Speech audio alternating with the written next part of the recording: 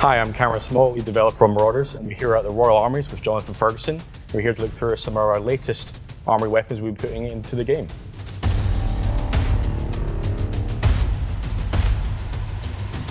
So here we have the Stoner 63A. I've got it wrong. Stoner 63A, yeah. Okay. There's quite a bit of variety, as you already know. We know it's assault rifle, but this is an LMG variant. Yep. The game, we draw a lot of inspiration from the Vietnam era. So we know that this was trying to get into that phase of the army, but ended up landing in a Navy SEAL Navy kind of capacity, since the M16 just seemed to dominate. That's kind of where my knowledge ends, so you're gonna have to carry me for the rest of the way. But what I understand, obviously it's 5.56, and we have a gap in our army for a 5.56 LMG. So this is why we're here. Exactly. So any background on Stoner himself? I'm assuming it's not some tribute to Cheech and Chong, and that's actually the weapon designer's surname. Inevitable jokes. Yeah, especially Vietnam War. Pretty ideal, isn't it? Yeah. No, Eugene Stoner is the original designer of what we call the Armalite in the UK, still even today, just about. The AR-15 is, of course, the most famous of those, M16 being the military variant. He was the designer of the AR-10 in 7.62 by 51, and then kind of under his guidance, a team redesigned it to the AR-15 that we all know, which is, of course, your standard infantry rifle for most of Vietnam, for most people.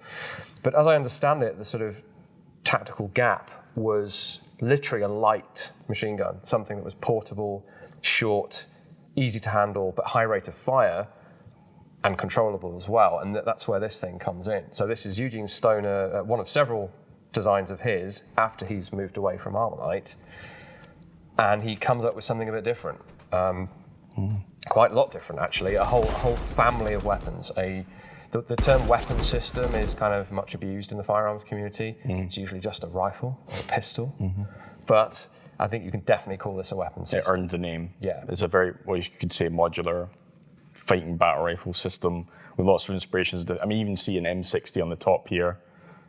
I see a very unique kind of heat shielding. But what I must start with is this amazing mechanism at the front. So the cocking handle, very unique. I've not seen it on anything before, despite being, I'm assuming this is a different variant since it's quite small. I feel like I've seen a larger one. Honestly, it's a bit of a mystery to me as to why they moved the cocking handle there, except that this is a very compact weapon. So if you've run out of real estate for a cocking handle, bearing in mind you have to build your rifle, your carbine, your fixed machine gun, your tank machine gun, your Bren-style box magazine-fed light machine gun, and this version all have to be built from the same basic receiver and components. So they've got to come up with compromises to get everything to work. So that's my impression as to why it ends up getting moved out here and on the bottom rather than on the side, because otherwise you would struggle to make these modular parts fit together in different arrangements. But I'd like to have interviewed Stoner about that. Yeah. Maybe there's some material out there on that feature specifically, but you won't find that on the other variants of the family. It's only on the belt-fed LMG version. I mean, it's a terrific detail. And we talked about earlier about the different ways of mag feeding this weapon. There's a whole range of them, but specifically with the LMG, we saw a Navy SEAL with a giant drum mag with an almost unique kind of banana style feeding into the top here, almost look like a snail mag of some kind. But again, it's all 5.56. Yeah. So that's exactly what, that's the hole we'd have to fill. But in terms of the round capacity? So the big SEAL drum is 150, that's for sure. This is not going to be more, this must be 100. So the SEAL drum is 150, and this is 100. I believe. Okay, I mean, we can't stick to that. That's unfair on all the rest of the gamers that do not have this weapon. That's quite overpowered. So yeah, it comes in very different types of magazines, but this one is a box. Now, 100 rounds seems like enough, but would they be carrying more? I mean, they must have been. If they're carrying like 600 to 800 rounds, like some of these 800 sources suggest, then you would have to. You wouldn't necessarily carry it because this is it's not a box magazine, it's a box for a belt. So conceivably, They would likely have been carrying lengths of belt around the neck or in some other container, and then pulling them out and feeding them into the box for feeding. So this is speculation on my part, but they may not be carrying multiples of these. Whereas the sort of hybrid drum mag belt box thing that the SEALs end up with, which is one of the few stoner things that we don't have, with the feed tower on the side. I think you'd have to be carrying that preloaded, really, because you've got to wind it up. You can't stop behind cover and... Well, of course, the thing with it, with a pure belt feed, is you don't need to reload this thing. You can just Rambo it if you have to. You can just feed the belt in and ignore this in an extreme situation. Whereas with those great big 150 round drum things, I think you'd probably have to carry multiples of those. Must have been, I'm speculating wildly at this point, but they must have been distributed around the squad, I think. Something I'd like to read into more, actually. Maybe read some original accounts as to... The frustrating thing there, as a sort of firearms historian, is that they often don't give you the details of the kit, which is completely understandable. Secret. Well, and they're more worried about not dying and killing the enemy. Busy in secret. So obviously our game is like alternate history.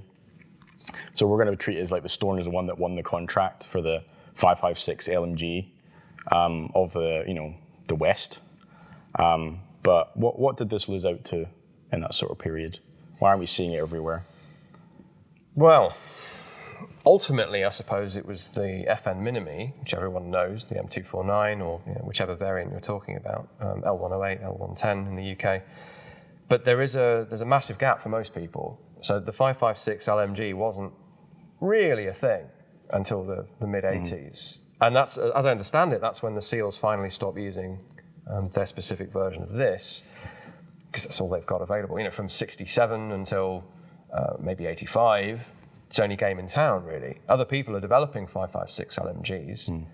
You've got things like the Ultimax, but no one's really using that. So it's kind of a niche. I guess it's quite a niche application. It's perfect for small patrols behind enemy lines where they've either got to break contact and get the hell away, or carry out some sort of specific assault or ambush or something. And so a hell of a lot of belt-fed 5.56 is great for that. For a conventional military light machine gun, traditionally it was thought to be a bit too weedy. It doesn't really have the range or the punch to suppress the enemy in the same way. So this is why the traditional LMG isn't that light, because it's something like 7.16 NATO or 303 or 7.62 by 54 still in use. So later on, like most things a lot of things in the military world, something is pioneered by special operations forces. Not everything trickles down, but a lot of it then trickles down. And so the requirement was created effectively for a 5.56 light machine gun later on. And by that point, this thing's a bit dead in the water. There isn't really a going version of this available anymore. And so what ends up winning for most people is that FN. Okay. But for our use of breaching spaceships, ambushing them. In an alternate reality, it could definitely have been this. In the Space Navy. Yeah. You got yourself the Stoner. Great. Yep. Thank you so much. That's great. Thank you. You're welcome.